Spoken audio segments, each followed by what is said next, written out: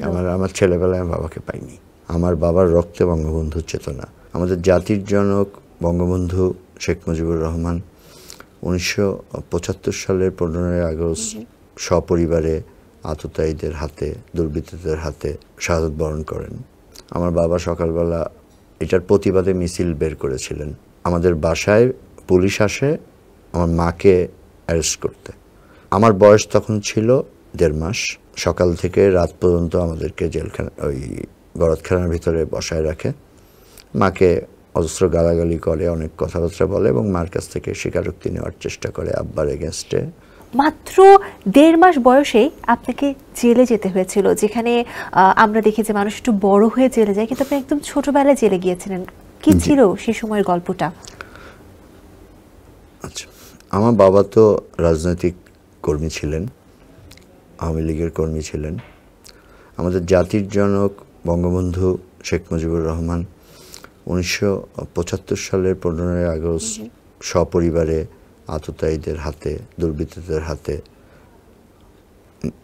শাহাদাত বরণ করেন।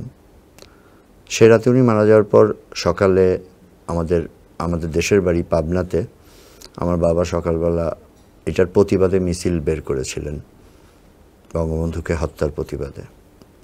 তখন ওই মিছিল থেকে আমার বাবাকে অ্যারেস্ট করা হয়। আমার বাবাকে যখন অ্যারেস্ট করে তখন সকাল 9:30 বাজে।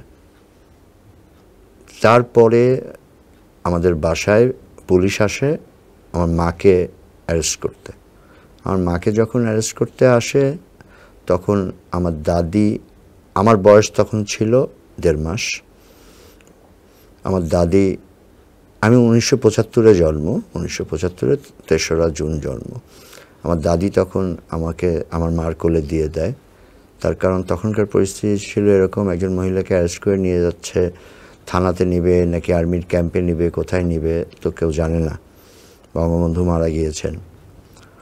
তো সেই সময় আমাকে আমার মার কোলে আমার দাদি দিয়ে দেয়। তো মাকে নিয়ে যে থানার ভিতরে গলতখানায় ঢুকিয়ে রাখে। তো মার কোলে আমি ছিলাম।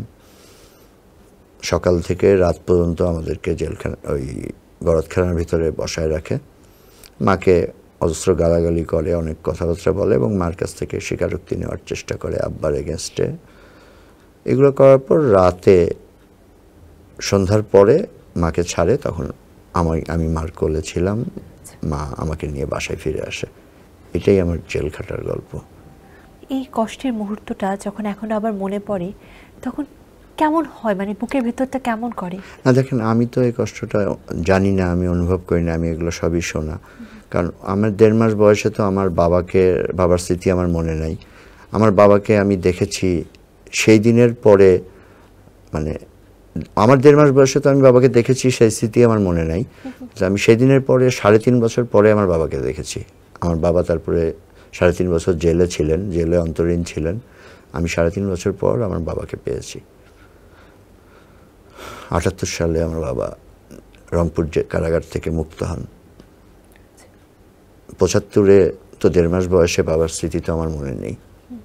78-এ আমি আমার বাবাকে যখন রংপুর কারাগার থেকে বরণ করি সেই স্মৃতি আমার মনে আছে। আমি ফুলের মালা আমার বাবার গলায় দিয়েছিলাম, আমার দাদা আমাকে উঁচু করে ধরেছিল, আমি উঁচু হয়ে বাবার গলায় মালা দিয়ে বাবার কোলে উঠেছিলাম। এইটুকু আমার মনে আছে। তখন কি কান্না পেয়েছিল একটিবারের জন্য? আমার এখনই কান্না পাচ্ছে এটা চিন্তা করে।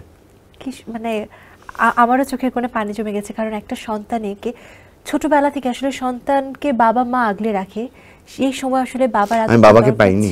আমার ছেলেবেলায় আমি বাবাকে পাইনি। যে সময়টা দরকার ছিল সেই সময়টা আসলে, এটা আসলে খুবই কষ্টদায়ক একটা ঘটনা। জি, আমাদের পরিবারের পর অনেক অকথ্য নির্যাতন হয়েছে 75 থেকে 78 পর্যন্ত। আমার বাবা জেল থেকে না বের হওয়া পর্যন্ত অনেক নির্যাতন হয়েছে।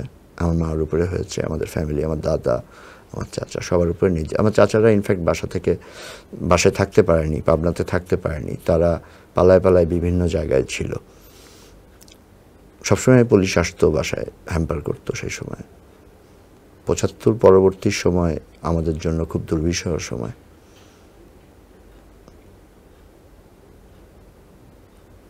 স্টিল ভাইয়া, এই যে এইভাবে রাজনীতিকে পুরো পরিবার আপনারা ভালোবাসেন, এটা আসলে আমাদের জন্য পাওয়া, আমাদের দেশের জন্য একটা পাওয়া। রাজনীতি আমাদের রক্তে, বঙ্গবন্ধুর চেতনা আমাদের রক্তে।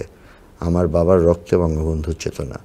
মাননীয় প্রধানমন্ত্রী, জননেত্রী যেভাবে দেশটাকে আগিয়ে নিয়ে যাচ্ছে, আমি সবার কাছে উদাত্ত আহ্বান করি যে ওনার সাথে থেকে দেশটাকে আগিয়ে নিয়ে যেতে।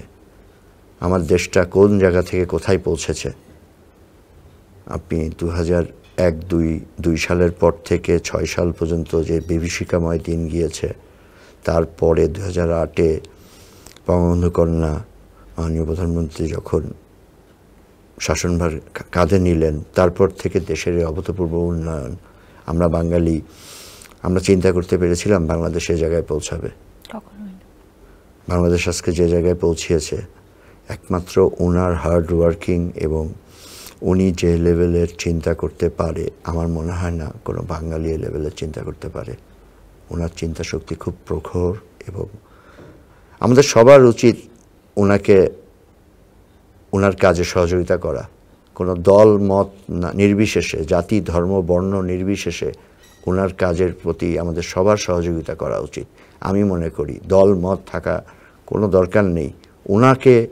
ওনার কাজকে আগিয়ে নিয়ে যাওয়ার দায়িত্ব আমাদের সবার, যার যার জায়গা থেকে সবার উচিত ওনার কাজকে আগিয়ে নিয়ে যাওয়ার। জি ভাইয়া, আসলে একটা কথা আমি এখানে যুক্ত করতে চাই। একজন নারী হিসেবে দেখা যাচ্ছে কর্মক্ষেত্রে অনেক সময় আমার রাত হয়ে যায়, তো আমার মনে হয় যে আগে এটা কখনোই সম্ভব ছিল না, একটা মেয়ে রাত 11টা-12টায় একা একা বাসায় যাবে, কিন্তু এখন এটা সম্ভব হয়েছে। অবশ্যই দেশের আইন শৃঙ্খলা পরিস্থিতি কি অভূতপূর্ব উন্নয়ন সাধিত হয়েছে। দেশের আইন শৃঙ্খলা বাহিনী কত চৌকস হয়েছে। এখন যে কোনো জিনিস, আপনার মোবাইলটা যদি হারায় যায়, আমার মনে হয় 6 ঘন্টা 8 ঘন্টার মধ্যে এটাকে ট্র্যাক করে বের করে ফেলতে পারে। তো এগুলোকে আমরা বাঙালি জাতি চিন্তা করতে পেরেছিলাম? পাইনি কখনো। এই যে ইকুইপমেন্টে উন্নয়ন সাধিত হয়েছে, আমাদের আইন শৃঙ্খলা বাহিনী তাদের ট্রেনিং দিয়ে তাদেরকে উন্নয়ন সাধিত করা হয়েছে, অভূতপূর্ব রাস্তাঘাটের উন্নয়ন সাধিত হয়েছে, আইন শৃঙ্খলা পরিস্থিতি যেভাবে রাস্তাঘাট মেনটেন করে, এভাবে কি আমরা কখনো চিন্তা করছিলাম? আমরা একমাত্র উনিই চিন্তা করেছেন, এবং উনি এটাকে বাস্তবায়ন করেছেন, পসিবল করেছেন।